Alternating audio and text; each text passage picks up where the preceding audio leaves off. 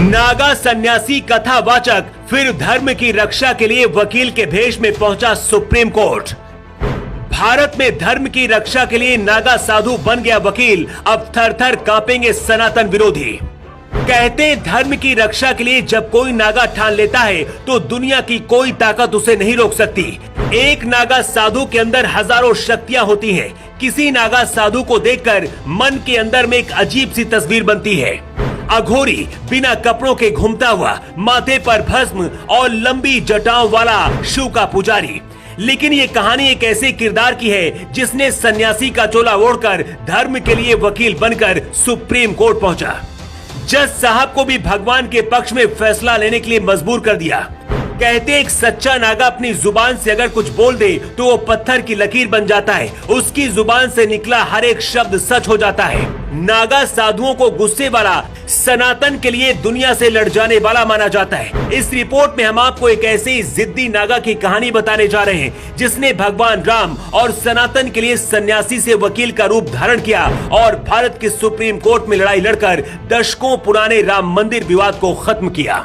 करुणेश कुमार शुक्ला कुछ साल पहले तक सन्यासी, कथावाचक और नागाओं के साथ रह चुके हैं, लेकिन फिर सुप्रीम कोर्ट के महान वकील बने।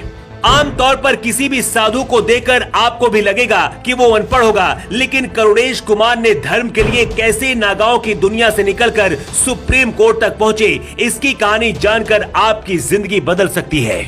करीब 30 साल पहले करुणेश कुमार शुक्ला का जन्म उत्तर प्रदेश के बस्ती जिले में हुआ था। बचपन से ही करुणेश कुमार का रामायण और ग्रंथों से प्रेम बढ़ता गया। शिक्षा सरस्वती शिशु मंदिर से हुई, इस वजह से बचपन से ही धर्म के रास्ते में जाने के लिए और मदद मिली। मैट्रिक की परीक्षा पास करने के बाद करुणेश अयोध्या भगवान राम की नगरी पहुँचे। अयोध्या पहुँचने के बाद करुणेश नागाओं के संपर्क में आए। शमशान की मिट्टी भी शरीर में लगाते थे। कुछ दिन बाद ही कथावाचक बन गए और लाखों रुपए पैसे भी आने लगे, लेकिन करुणेश की जिंदगी में कुछ और लिखा था। कहते हैं 2010 के आसपास करुणेश के सपने में खुद भगवान राम आए और उन्होंने सनातन के लड़ने के खातिर संदेश दिया।